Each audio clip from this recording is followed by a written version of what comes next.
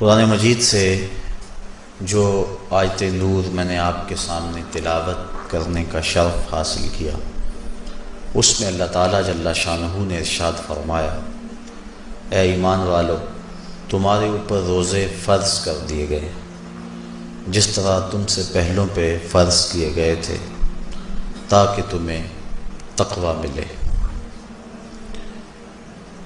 الصوم فی اللغت الامساک، روزہ لغت میں رک جانے کو کہتے ہیں۔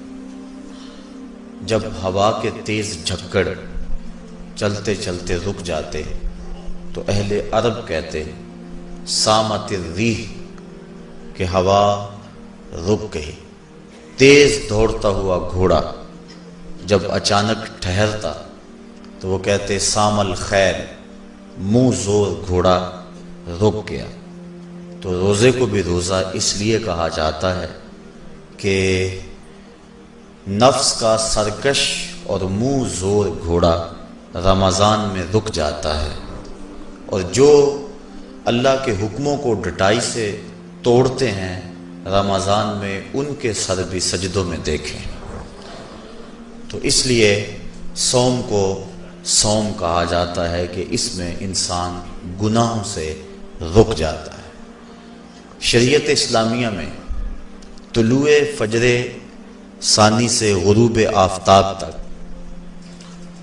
اکل و شرب اور جماع سے کستن رکے رہنے کو روزہ کہا جاتا ہے۔ روزے کی تاریخ کے حوالے سے علامہ اسماعیل حقی علیہ رحمہ تفسیر روح البیاں میں لکھتے ہیں کہ ملک تحمورس ثالث کے دور میں قحط پڑا۔ یہ حضرت آدم علیہ السلام کی اولاد سے تیسرا بادشاہ ہوا ہے۔ تو اس نے اپنی قوم کو حکم دیا کہ وہ ایک وقت کا کھانا کھائیں اور ایک وقت کا کھانا بچا کر قحط زدہ علاقوں میں بھیجیں تاکہ دکھیوں اور مجبوروں کی مدد ہو سکے۔ ملک تحمورس الثالث کے اس حکم کو قوم نے قبول کیا اور ایک وقت کا کھانا بچا کر کے قحط زدہ علاقوں میں بھیجا۔ اس قوم کی یہ ادا اللہ کو پسند آ گئی تو اللہ نے اس کو عبادت قرار دے دیا۔ پھر اس کے بعد ہر نبی پر روزہ فرض ہوا۔ کما کتب علی الذین من قبلکم، اس پہ شاہد عادل ہے۔ حضور علیہ السلام فرضیت روزہ سے قبل ایام 20 کے روزے رکھا کرتے تھے۔ ہر ماہ کی 13، 14 اور 15 تاریخ کو قمری تقویم کے حساب سے جو روزے رکھے جاتے ہیں ان کو ایام 20 کے روزے کہا جاتا ہے۔ لیکن اس کے بعد پھر عاشورہ کا روزہ حضور نے معمول بنایا، اور اس کو کسی صورت بھی حضور اور صحابہ ترک نہیں کرتے تھے۔ فصام رسول اللہ وامر بصیامہ، حضور نے خود بھی روزہ رکھا اور صحابہ کو بھی حکم دیا کہ یہ روزہ رکھیں۔ لیکن جب سن 2 ہجری کو واقعہ بدر سے 1 مہینہ قبل 17 شعبان المعظم کو جب روزہ فرض کیا گیا تو پھر حکم دے دیا گیا۔ حضرت عائشہ صدیقہ رضی اللہ تعالی عنہا سے روایت ہے کہ فرمایا اب جس کا جی چاہے عاشورے کا روزہ رکھے اور جس کا جی چاہے ترک کر دے، لیکن اس سے قبل وہ روزہ رکھنا امت پر ضروری تھا۔ اب ایام معدودہ یعنی گنتی کے دن، اور وہ 29 یا 30 دن ہیں، ان کے روزے امت پر فرض کر دیے گئے۔ سن 2 ہجری میں روزہ فرض ہوا۔ حضور نے 11 ہجری کو رمضان سے قبل ہی ربیع الاول شریف کے مہینے میں انتقال فرمایا۔ اس طرح حضور علیہ السلام کی زندگی میں کل 9 رمضان آئے، 2 ہجری کو شامل کر کے 9 رمضان زندگی میں کل آئے، جس میں 2 رمضان 30 کے تھے اور باقی 7 رمضان 29 کے تھے۔ اور یہ بات ذہن میں رہے کہ روزے 29 ہوں یا 30 ہوں، اللہ ثواب 30 کا ہی عطا فرماتا۔ جس طرح کوئی شخص بھول کر کھا لے تو حدیث میں آتا ہے اس کو اللہ نے کھلایا، اس کو اللہ نے پلایا، تو وہ اس نے کھا بھی لیا، اس نے پی بھی لیا، لیکن اس کا روزہ بھی باقی رہا۔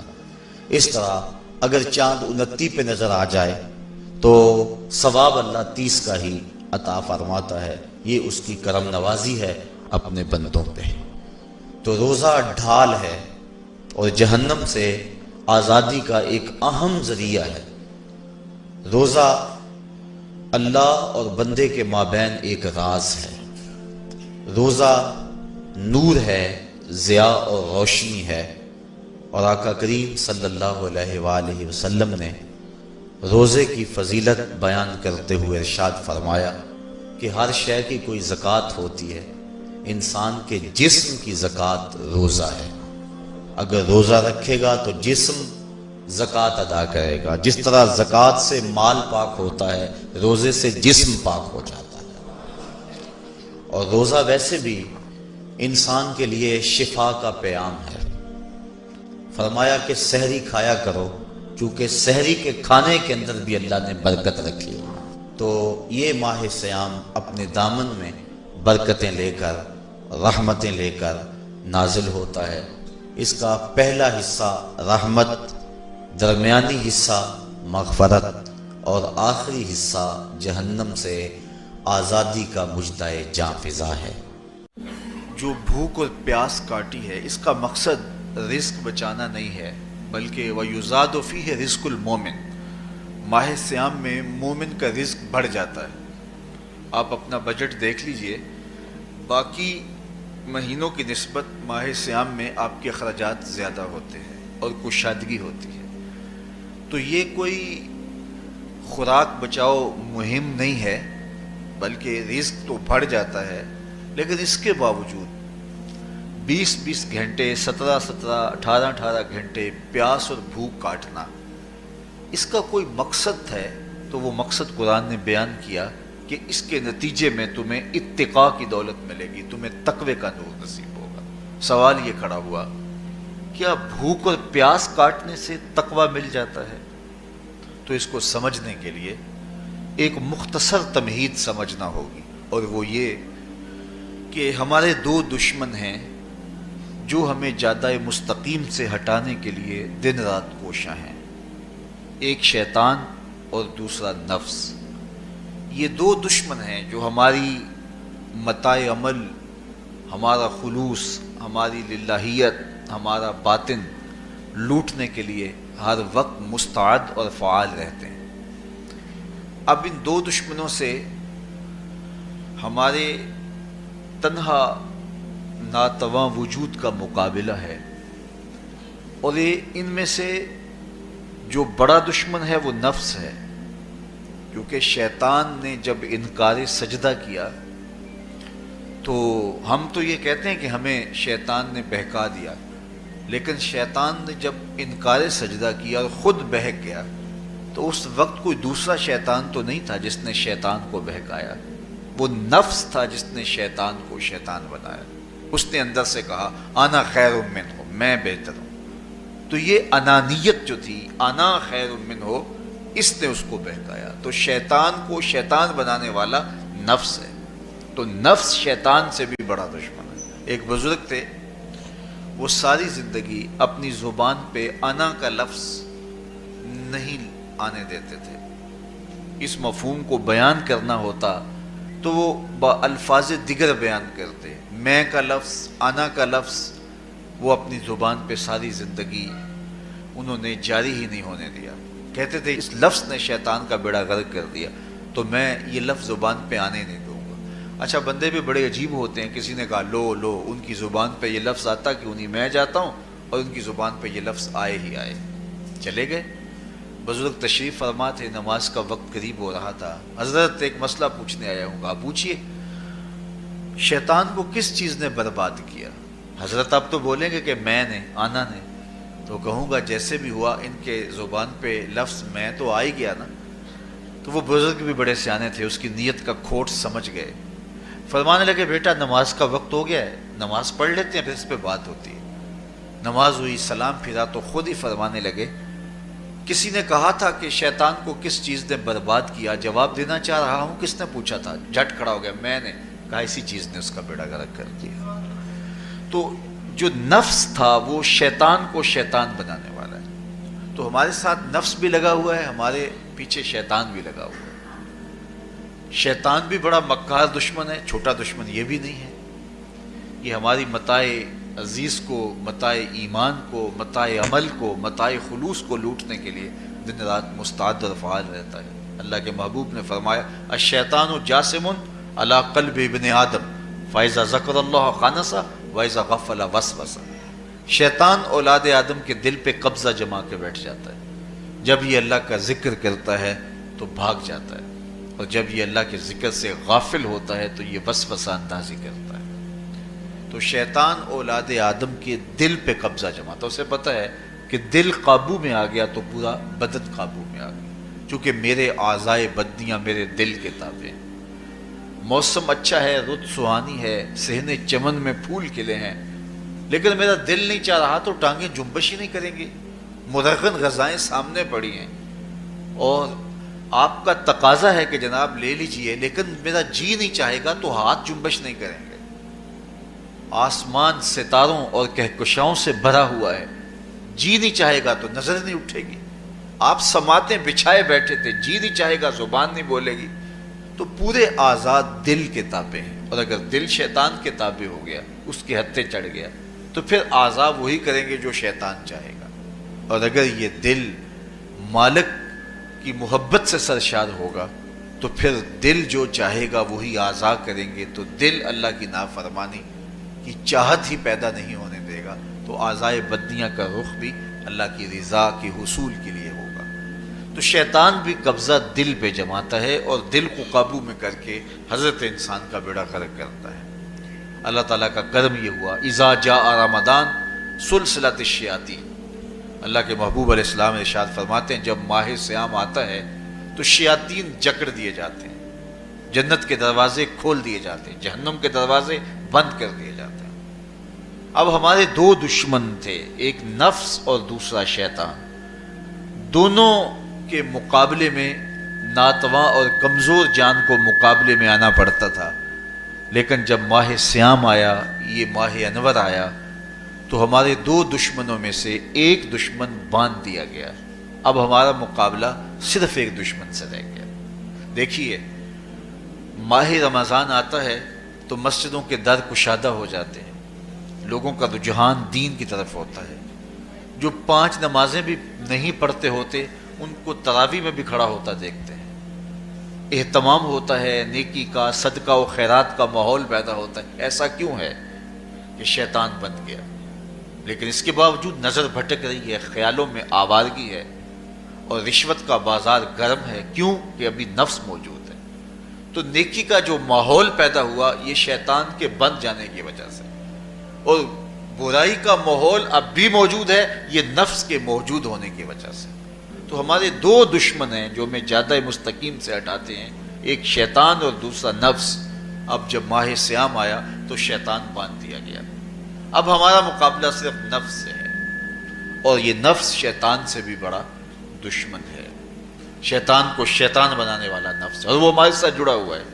ماہ صیام میں شیطان تو بند گیا لیکن نفس نہیں بندھا۔ اب ہمیں اپنے نفس کو کمزور کر کے اور اپنی فتح حاصل کرنی ہے اور تقوی کی منزل کو پانا ہے۔ اب شیطان تو اللہ نے باندھ دیا، اب نفس کو کیسے باندھیں؟ تو آئیے نفس کی بندش کیسے ہوگی یہ کسی ایکسپرٹ سے پوچھیں گے کہ یہ کیسے اس کو باندھیں گے، اس کو کیسے قابو میں کریں گے۔ تو کسی ایسے شخص سے پوچھیں جو اس شعبے کا ماہر ہو۔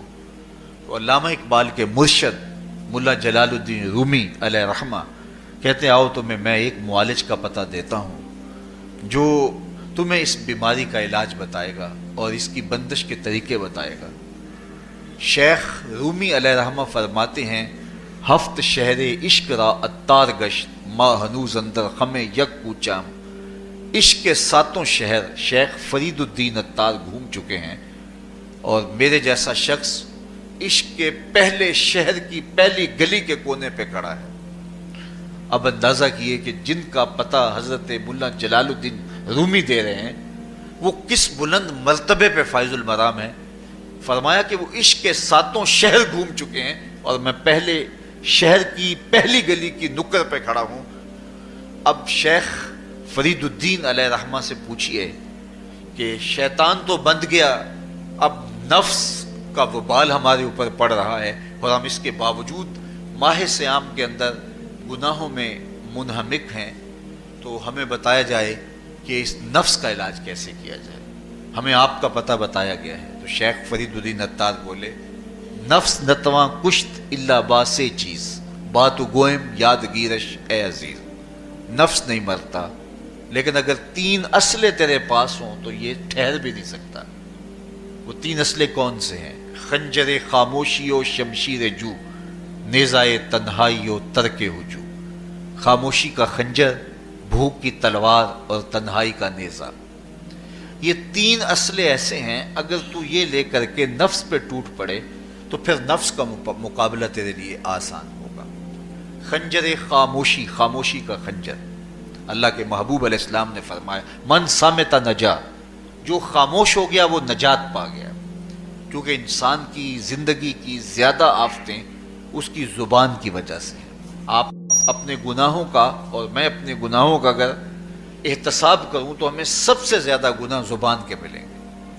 آنکھیں بھی گناہ کرتی ہیں، ہاتھ بھی گناہ کرتے ہیں، پاؤں بھی گناہ کرتے ہیں، لیکن سب سے زیادہ گناہ زبان کرتی ہے. جھوٹ بھی بولتی ہے، غیبت بھی کرتی ہے، شکوہ بھی کرتی ہے، گالی سب و شتم اور کیا کچھ زبان کے گناہ ہیں. اسی لیے اللہ کے محبوب نے فرمایا جو تمہارے 2 جبڑوں کے درمیان ہے یعنی زبان اور 2 ٹانگوں کے درمیان ہے تمہاری پارسائی کی جگہ، تم ان 2 چیزوں کی مجھے ضمانت دے دو، میں محمد تمہیں جنت کی ضمانت دے دیتا ہوں. تو انسان کے سب سے زیادہ گناہ زبان کے ہیں اور اس کی پارسائی کی جگہ کے.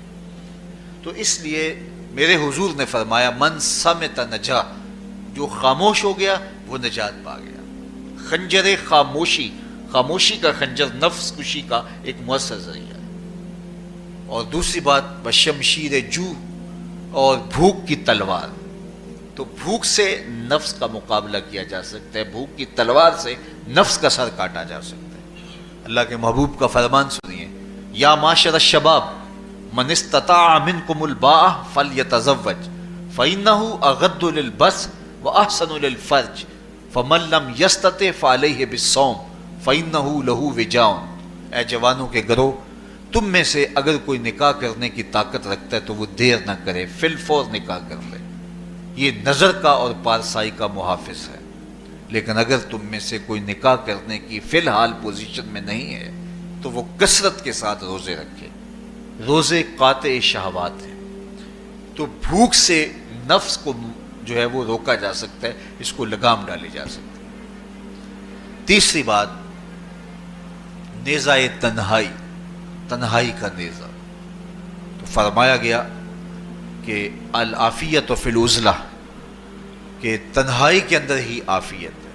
جب مجلسوں میں غیبت کی بدبو پھیلتی ہو اور چغلی کا ماحول معاشرے کا جزو لا ینفک بن جائے اور مجالس کے اندر نظروں کی پاکیزگی کا قائم رہنا مشکل ہو جائے اور انسان کی زندگی کے اندر گناہوں کا بہت بڑا سبب مجلسی زندگی ہو تو پھر اس سے تنہائی بہتر ہے. حضرت شاہ نقشبند بخاری فرماتے ہیں کہ فقیر کے لیے سب سے اچھی جگہ اللہ کا گھر مسجد ہے، یا کسی کامل صالح شخص کی صحبت ہے، اور یا پھر تنہائی ہے. چوتھی جگہ ہلاکت کے علاوہ اور کچھ نہیں ہے. ہمیں اپنے کاروبار میں، اپنے معاملات میں، اپنی ملازمتوں میں جانے کی تلقین کی گئی تو وہاں یہ تلقین کی گئی کہ دیر سے جاؤ جلدی واپس آ جاؤ، اور مسجد میں جاتے ہوئے تلقین کی گئی کہ جلدی جاؤ اور دیر سے واپس آؤ. لیکن ہم مسجد کے دروازوں پہ جب دور موجود میں رش دیکھتے ہیں کہ لوگ بہت جلدی نکلنا چاہتے ہیں، حتیٰ کہ کندھوں سے کندھے ٹکرا رہے ہوتے ہیں کہ جلدی سے باہر نکل جائیں. حالانکہ وہ عافیت کی جگہ ہے، 2 منٹ زیادہ بھی ہو جائیں تو کوئی حرج نہیں ہے. اور ایسے لوگوں کو بھی نکلنے میں جلدی کرتے ہوئے دیکھا ہے کہ لگتا تو یہ تھا کہ شاید انہوں نے کسی ضروری کام پہ جانا ہے، لیکن باہر نکل کے بازار میں پھٹے پہ بیٹھے تھے اور مسجد سے نکلنے کی جلدی بہت تھی. تو مسجد میں جلدی جاؤ اور دیر سے واپس آؤ، اور بازار میں دیر سے جاؤ اور جلدی واپس آؤ. لیکن ہمارے رویے اس کے برعکس ہو گئے. تو تنہائی میں عافیت ہے، خاموشی میں عافیت ہے، اور بھوک میں عافیت ہے، اور یہ ساری چیزیں روزے میں میسر ہیں. فرمایا تم سے اگر کوئی شخص الجھے، بحث کرے، لڑائی کرنا چاہے تو تم اسے کہو انی صائمن، میں نے روزہ رکھا ہوا ہے. اسی طرح جو ہے وہ روزے سے آپ کو یکسوئی ملے گی، قرآن مجید کی تلاوت کا ماحول ہوگا، اور تم بھوک کاٹو گے. اور یہ تینوں چیزیں تمہارے نفس کو کمزور کرنے والی ہیں. شیطان بند گیا، نفس کمزور ہو گیا. اور جب نفس کمزور ہو گیا، کمزور ہوتا ہے، یہ نفس مرتا نہیں ہے. یہ تو کوئی ہے باج فقیراں کسے نہیں ماریا، باہو ظالم چور اندر تھا. یہ اندر والا چور جو ہے وہ اتنی آسانی سے قابو آتا ہی نہیں ہے. یہ پھر سر اٹھا لیتا ہے. اس کو جتنا کچلو، یہ کچھ عرصے کے بعد تھوڑی سی خوراک ملتی ہے تو پھر سر اٹھا لیتا ہے. حضرت بایزید بستامی کہتے ہیں میں نے اپنے نفس کو ایک دن کہا کہ میں تجھے خوراک بھی نہیں دیتا اور تو پھر بھی موٹا تازہ ہے.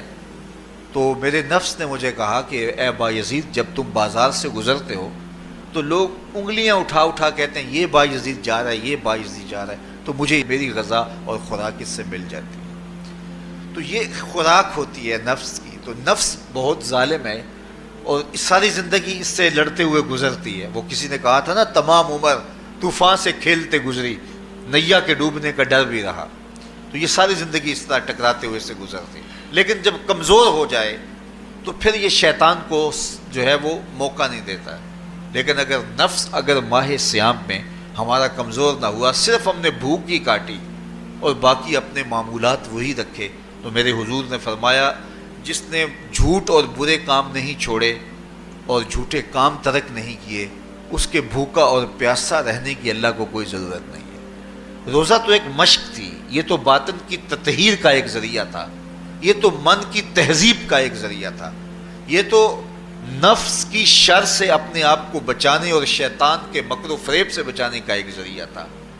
دیکھیے شیطان بند جاتا ہے ماہ سیام میں، حدیث واضح ہے، لیکن نفس موجود رہتا ہے. اگر نفس کمزور ہو گیا تو شیطان چھٹ کے بھی کچھ نہیں کرے گا، کیونکہ شیطان باہر کا دشمن ہے، نفس اندر کا دشمن ہے. جب تک اندر والا دشمن ساتھ نہیں دیتا، باہر والا دشمن کچھ نہیں کر سکتا. ہمارے دیہاتوں میں چوری ہو جائے تو بوڑھے بزرگ سر جوڑ کے بیٹھ جاتے ہیں کہ چور کہاں سے آیا، کیسے آیا. تو ایک نقطے پہ سارے متفق ہوتے ہیں کہ اندر کا کوئی بھیتی ضرور موجود ہے. اگر اندر کا کوئی بھیتی موجود نہیں ہے تو چور باہر سے آ کے حملہ آور ہو ہی نہیں سکتا ہے. تو شیطان باہر کا چور ہے، نفس اندر کا بھیتی ہے، اور اگر یہ اندر والا باہر والے کا ساتھ نہ دے تو شیطان انسان پر حملہ آور ہو ہی نہیں سکتا. اس لیے اس کو قابو کر لیں، اس کو رام کر لیں، تاکہ شیطان چھٹنے کے باوجود بھی جو ہے وہ ہمارے اوپر حملہ آور نہ ہو سکے. ورنہ وہ تو پیچ و تاب کھا رہا ہے کہ یہ جو تم نمازیں پڑھتے ہو، سروں پہ ٹوپیاں تم نے پہنی ہیں اور بڑے شریف بن کے مسجد میں جا رہے ہو، ذرا چھٹ لوں، عید کے دن ہی جو ہے وہ تمہارا سارا کیا دھرا برباد نہ کیا تو مجھے شیطان نہ کہنا. تو وہ سب کچھ برباد کر دیتا ہے اگر ہمارے نفس کی تہذیب نہیں ہوتی. تو یہ اللہ نے ایک ہمیں موقع دیا ہے، پورا ایک مہینہ ہے، ایک ورکشاپ ہے باطن کی تطہیر کے لیے اور ایک اندر کی پاکیزگی کے لیے ہمیں ایک موقع فراہم کیا گیا ہے، اور اس سے ہم بھرپور فائدہ حاصل کریں. قرآن مجید کی کثرت کے ساتھ تلاوت، صلاۃ التراویح میں شمولیت اور خاموشی کا اختیار کرنا، اور جو ہے وہ اللہ کے ذکر فکر کی طرف متوجہ رہنا اور بھوک کاٹنا. اس کا عملی نتیجہ یہ ہوگا کہ اتقاء کی دولت نصیب ہوگی. دیکھیے ماہ سیام میں ہمیں ان کاموں سے بھی روک دیا گیا جو کہ کام جائز تھے، کھانا پینا اور جو ہے وہ اپنی منکوحہ سے جنسی تعلق، یہ تو وہ امور تھے کہ جو جائز تھے، مشروع تھے. لیکن اوقات روزہ میں ان جائز کاموں سے بھی ہمیں روک دیا گیا. اس فلسفے کو ہمیں سمجھنا ہوگا کہ جو کام شریعت میں جائز تھے، مشروع تھے، روزہ ان سے بھی رک جانے کا نام ہے. اور جو چیزیں شریعت میں جائز ہی نہیں ہیں، جھوٹ بولنا ہے، غیبت کرنا ہے، بد نگاہی ہے اور دیگر برے اعمال ہیں، تو یہ چیزیں تو روزہ نہ بھی ہو پھر بھی ناجائز ہیں. تو جو چیزیں جائز تھی روزے میں ان سے بھی منع کر دیا گیا, اور جو چیزیں ناجائز ہیں تو اگر کوئی شخص ان چیزوں سے نہیں رکتا تو پھر اس نے روزہ کیا رکھا. ایک بندہ بھوک کاٹتا ہے لیکن جھوٹ بولتا ہے, ایک بندہ پیاس کاٹتا ہے لیکن غیبت کرتا ہے, ایک بندہ صبح سے شام تک نہ کچھ کھاتا ہے نہ کچھ پیتا ہے لیکن رشوت لیتا ہے. پھر مجھے بتائیے اس نے روزہ کیا رکھا؟ روزہ تو ایک مشق تھی کہ جو چیزیں جائز تھی ان سے بھی منع کر دیا گیا, ان سے بھی روک دیا گیا, اور جو ناجائز تھی وہ تو پہلے ہی ناجائز تھی, روزے کے بغیر بھی ناجائز تھی. تو اس لیے روزہ ایک مشق ہے.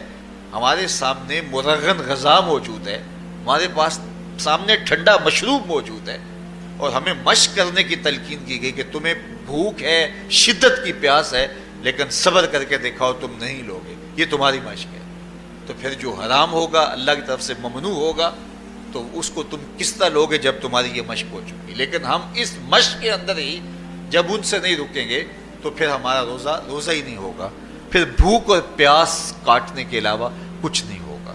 بہت سارے روزہ دار ایسے ہیں جن کا روزہ سوائے بھوک اور پیاس کاٹنے کے کچھ نہیں ہے. اس لیے جن چیزوں سے اللہ نے منع کیا ہے ان سے تو رکنا ہی رکنا ہے.